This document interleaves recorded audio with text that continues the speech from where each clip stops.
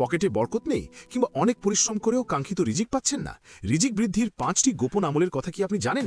জানলে আলহামদুলিল্লাহ, আর না জানলে আজকের ভিডিওটি আপনার জন্য। মনোযোগ দিয়ে শেষ পর্যন্ত শুনুন।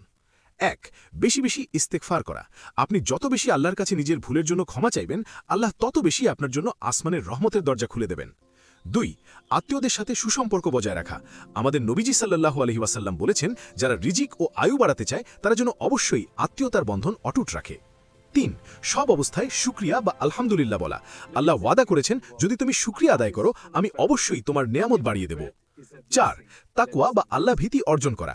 যে ব্যক্তি আল্লাহকে ভয় করে চলে, আল্লাহ তাকে এমন সব উৎস থেকে রিজিক দান করেন যা সে কল্পনাও করতে পারে না। 5. নিয়মিত দান সাদাকা করা। মনে রাখবেন, দান করলে সম্পদ কখনো কমে না, বরং বহুগুণ বেড়ে যায়। এটাই আল্লাহর কুদরত। আজ থেকেই এই 5টি আমল শুরু করুন। ভিডিওটি ভালো লাগলে শেয়ার করে অন্যদেরও জানার সুযোগ করে দিন। জাযাকাল্লাহু খাইরান।